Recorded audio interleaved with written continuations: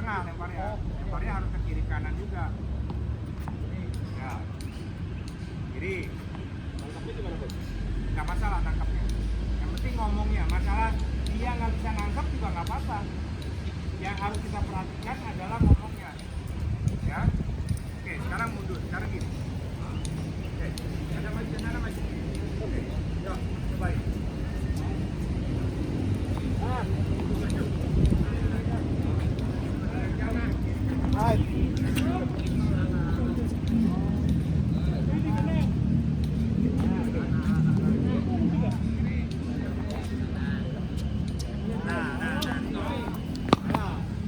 Bukan waktu terima ngomong. Sekarang kalau kita tahu, kita bisa lihat murid kita baca bolanya makin baik. Sebelum semakin awal lebih baik apa semakin terlambat semakin baik? Semakin awal lebih baik bergerak dulu. Ya. Kalau ini garis, sebelum bolanya lewat garis dia udah harus ngomong. Yang ngomong yang memberi, yang menerima, yang terima, dia yang baca. Iya. Makanya yang dibaca kan bolanya bukan mukanya.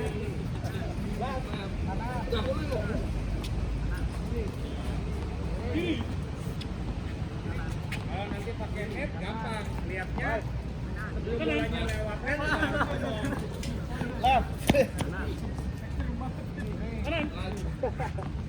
Yang nerima yang ngomong bukan yang ngelempar. Chandra. Yang nerima yang ngomong. Terlambat. Nah ini terlambat. Sebelum bolanya lewat garis sudah harus kiri. Mana Pak Chandra kau nggak bilang? Ayo kiri kawan. Oke stop. Nih lihat ini stop. Oke stop. Mana? Ngomong belum megang. Nah.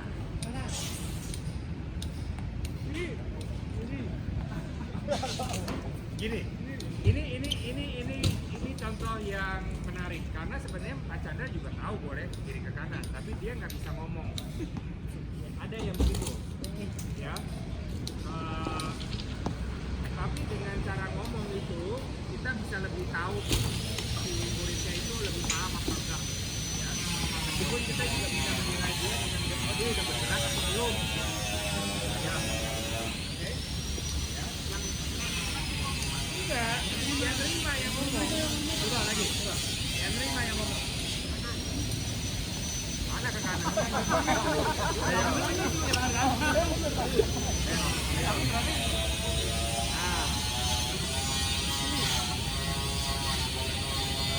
Nah, dia nggak ngomong tapi dia udah gerak.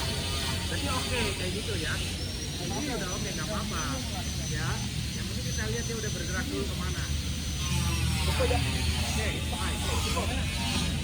Sama, tinggi rendah juga sama. Lemparnya boleh rendah. Bawahnya nanti baru ngomong. Bawahnya tinggi apa rendah.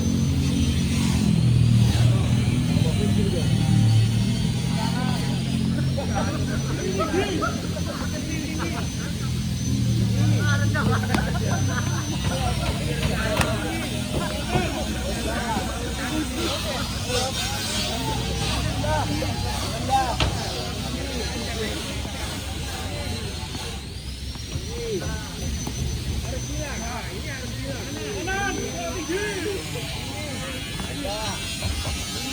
Lemparnya harus bawah, lemparnya harus dari bawah.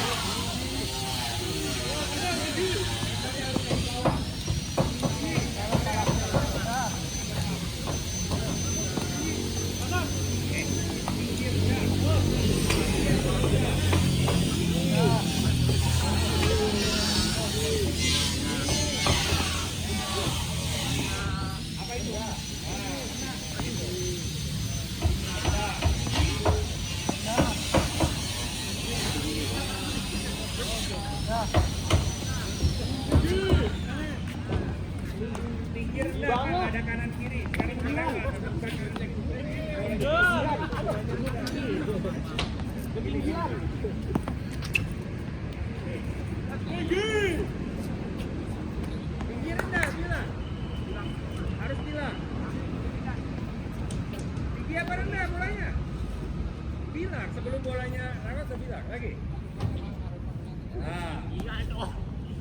Tinggi. Nah. Banget. Gila, harus gila. Sebelum nangkep harus gila. Masa gitu tinggi? Hah? Ini? Ya. Tinggi. Ya. Tinggi.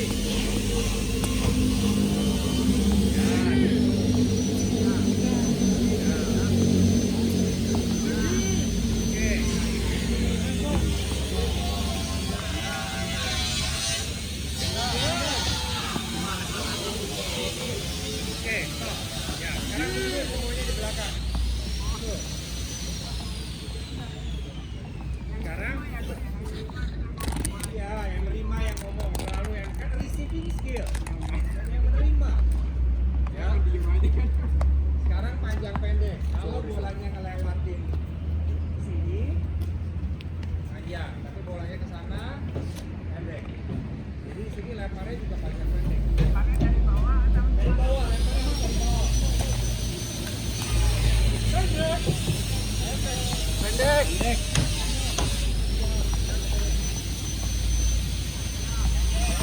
pendek. Iya. Ini bolanya jatuh semua. Pendek. Panjang. Pendek.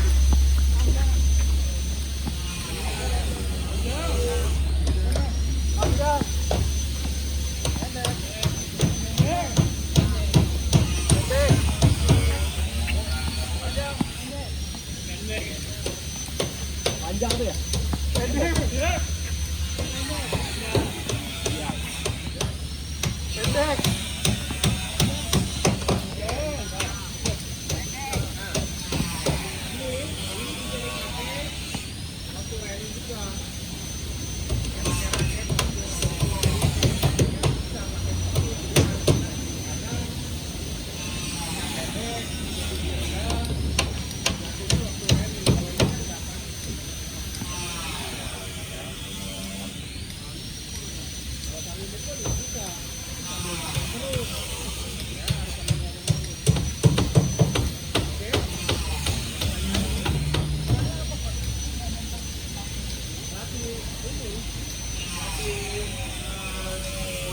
Muridnya bacanya cepat ya, kitanya juga sebagai pelatih bisa lihat oh ini anak bacanya udah cepet apa belum.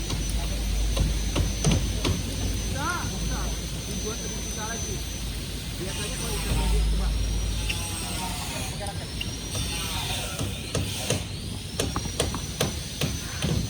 Oke, tadinya ya.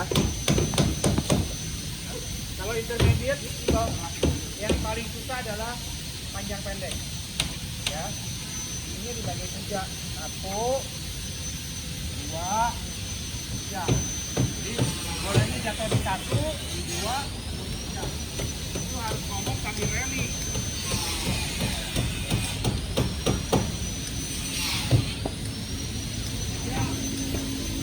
Nah. 3 zone. 1 2 3. 3 zone. Nanti harus pakai kon, ya. Sekarang nggak pakai kon, jadi harus ada tandanya. 1 di mana, 2 di mana. Ini nggak ada, ini. Oke, kira-kira aja. 1. Nah, 1. Mana 1 itu? 1. 2. 3. Oh, 2. 1.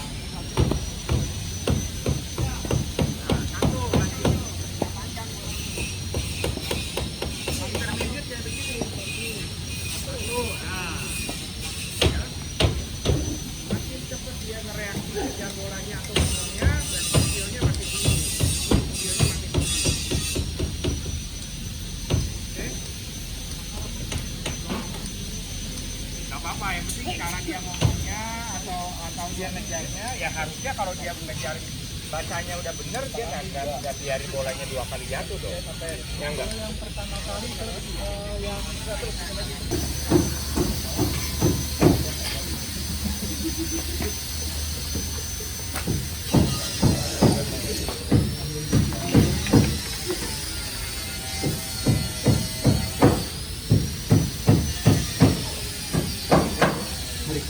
Enggak, kayak tadi. Enggak. Oh, ini lagi direkam. Ini lagi. Oke, sekarang standing still. Jadi teknik mukul itu sebenarnya kalau yang canggihnya itu ada namanya biomekanik. Tapi kita nggak bahas jauh ke sana, kita bahasnya sebagian dari biomeknya aja. Ya. Yang pertama harus diperhatikan adalah balance.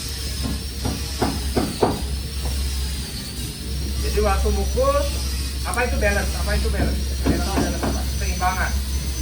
Ya. Keseimbangan itu ada dua.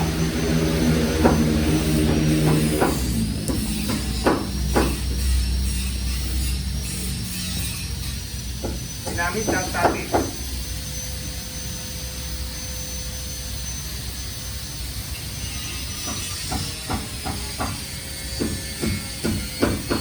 Statis itu ya kalau kita diem. Dinamis itu kalau kita bergerak, jalan. Ya ini ya, jalan dengan balance. Kalau orang ini jalan nggak balance. Lari juga orang jalan lari ya. Itu larinya nggak balance. Ya, jadi dua-duanya itu dipakai dalam teknik. Dinamis lebih banyak karena lebih banyak geraknya. Ketika pengen lari sana, lari sini, itu harus dinamis. Ya. Statis ketika di habis lari berhenti itu juga statis. Ya. Servis statis. Diam. Kan? Jadi balance itu pertama dilihat. Yang kedua adalah timing.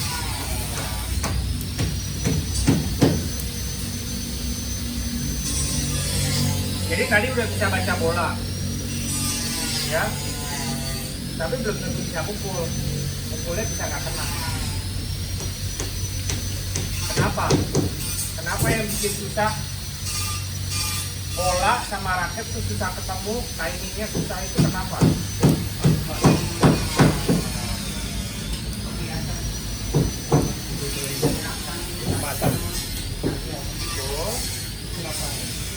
Yang pasti adalah karena dua-duanya bergerak.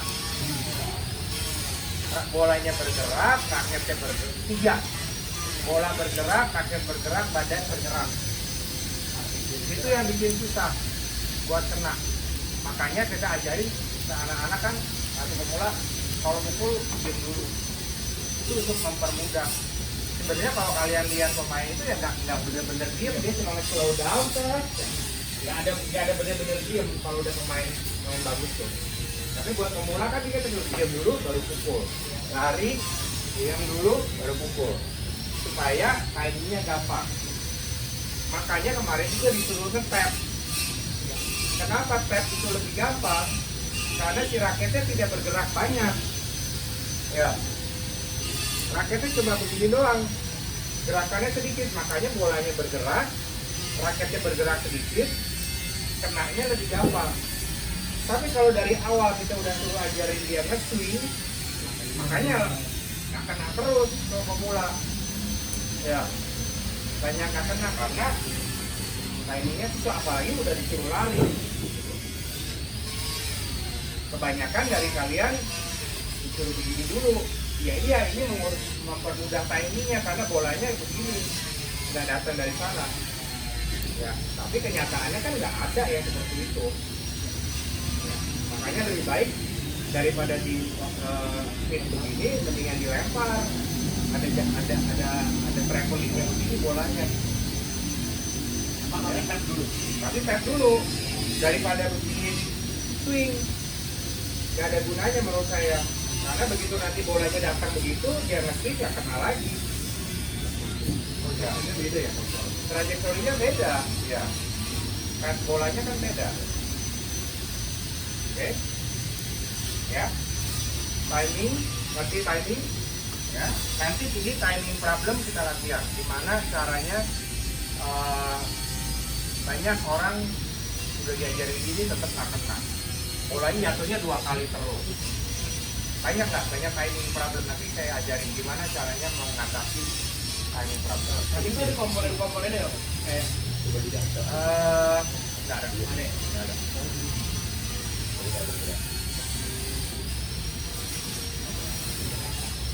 RFC, Racket Face Control.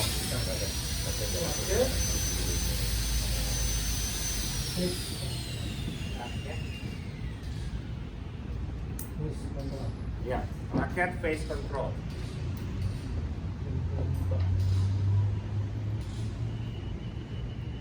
Nah ini kalau udah kena bolanya, raketnya kemana arahnya?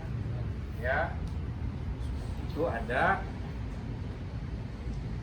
vertikal, raketnya ngadep ke atas, ngadep ke depan atau ngadep ke bawah. Ya, sorry, raket.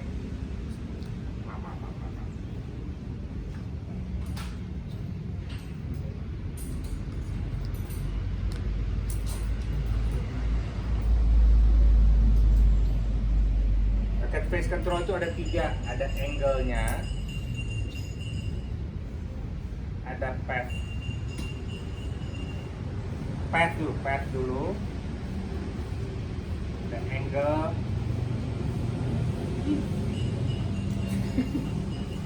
ada speed, ya, PAS, path, angle, speed, ya. Path itu jalannya raket, low to high. Kalau kita suruh, pukulnya low to high, lalu dari bawah ke atas, low ke atas, itu adalah kita ngajarin pathnya. Apakah selalu low to high? Enggak. Datar juga boleh kalau mau nge-flat. High to low, kalau mau nge-slice. Ya, jadi semuanya harus kita ajarin. Ya. Low to high,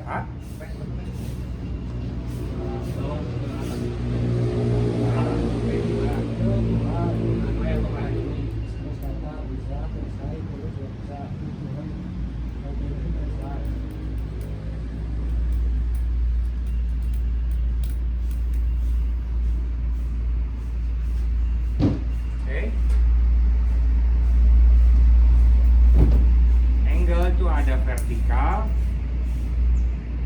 ada horizontal.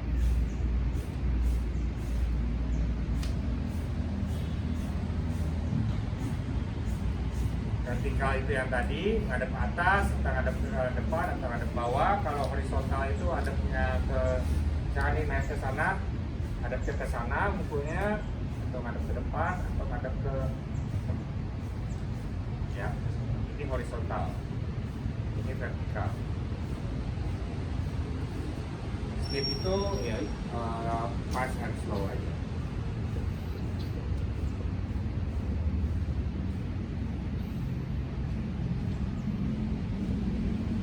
Path itu lebih menentukan apa? Kualitas pukulan. Direction. Spin atau direction? Kalau path, spin. Untuk ke nantinya itu lebih ke spin. Kalau angle, directionnya mau tinggi, rendah, kiri, kanan. Kalau speed, speednya mau keras mau pelan. Ya.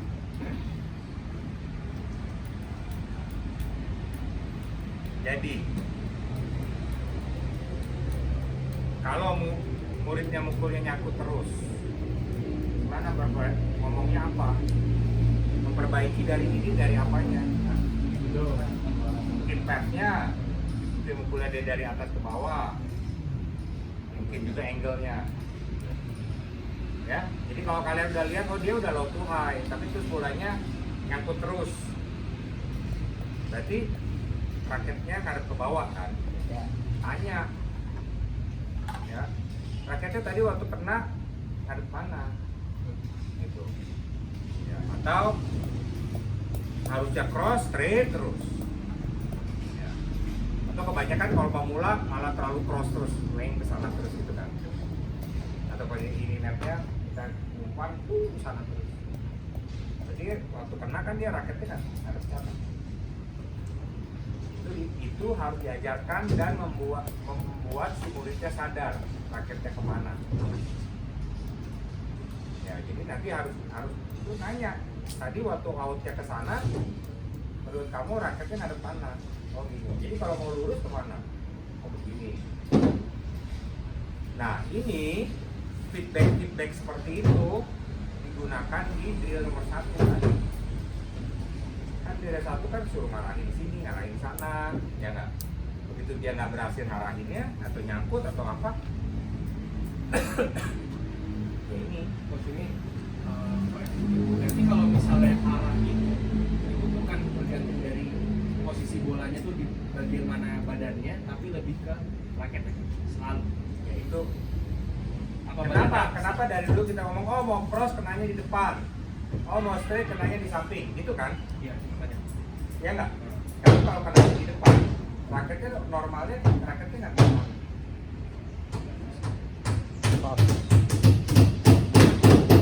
Itu net ya. Kita mau cross, suruh kenanya di depan di sini kan berarti? Ada nggak raketnya? Iya. Apakah dia akan begini bentuknya? Ya bisa, tapi naturalnya harusnya udah langsung ke sana. Makanya kita dari dulu diajari kalau mau cross kenanya di depan, kalau mau straight kenanya di samping. Karena kalau di samping udah otomatis naturalnya ada di sana. Jadi sebenarnya ininya bisa nggak kenanya di belakang cross? Bisa aja, bisa kan kalau ini tinggal belokin aja ke sana. Nah, karena depannya mau straight bisa nggak? Ya bisa, raket face gini. Makanya kalau kita ngomong oh si itu pemain bagus, tangannya bagus. Kalau kalian suka denger, oh tangannya bagus, ya itu si ininya tuh fleksibel, dia mau ngarahin kemana aja bisa. Feeling ininya tuh, raketnya tuh dia ajaib, dia bisa pilih kemana aja. Kalau untuk latih tangannya, Ya, kayak tangannya coba. nah itu nanti lagi. Jangan di sini. Usah. Ya, Itu Rubber. ya harus latihan di sini, Bang. Oke.